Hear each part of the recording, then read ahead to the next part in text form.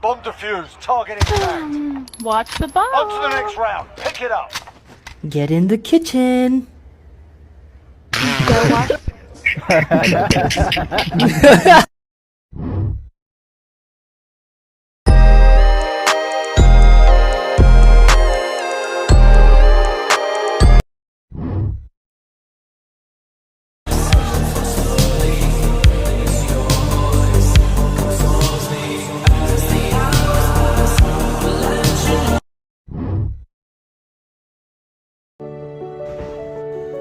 I'm finally gonna do it. I'm gonna ask out my crush. And by that I mean I'm gonna look at him a certain way, and if he doesn't look at me back and ask me out, then he's slow. He doesn't know what's going on. That's on him.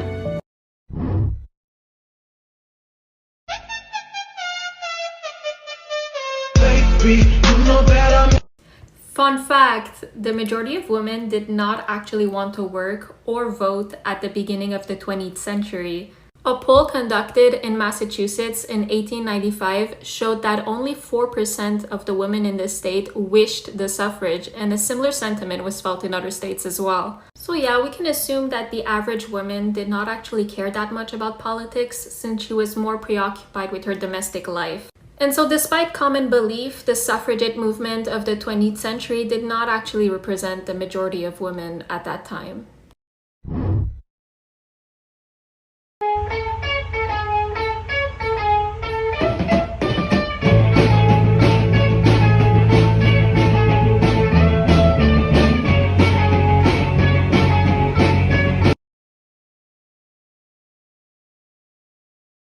Then I'm gonna put a shotgun in my mouth and blow the brains out of the back of my head.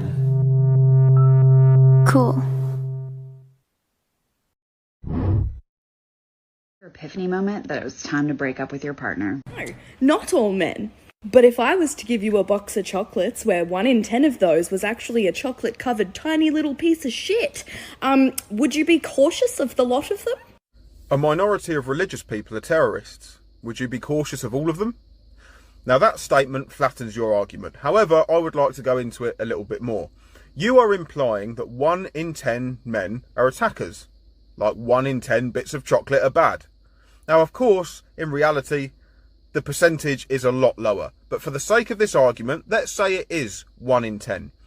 Your box of chocolates example still doesn't work, because a box of chocolates is inanimate. If you pick the bad chocolate, then you will eat the bad chocolate. But with human beings, they are animate. There's more variables that need to be analysed. So if you've got 1 in 10 bad human beings that would have the predisposition to attack you, they still might not. You would have to cut that percentage down even more, because that human being that might want to attack you might have an injection of morals and have a better judgment and decide not to do it, or they might not do it because of fear of consequences, or a changing situation or circumstance might mean they can't do it. For example, there is the one bad chocolate, bad person, walking down the street behind you, but then another man comes down the street from the other way. So that person who was going to attack you is now not, because that other man is a deterrent. But now there are 2 men and 1 woman. But the chances of you being attacked have just decreased. So that flattens your whole algorithm. Now let's go back to the box of chocolates argument.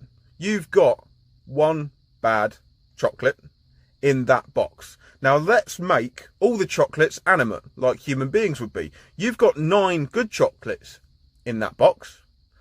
And if you were to pick the bad one, those good chocolates would do what human beings would do and go, whoa, and stop you from doing it. In fact, it would only need 1 good chocolate to be in that box to stop you from picking the bad one. And that is how your argument does not work.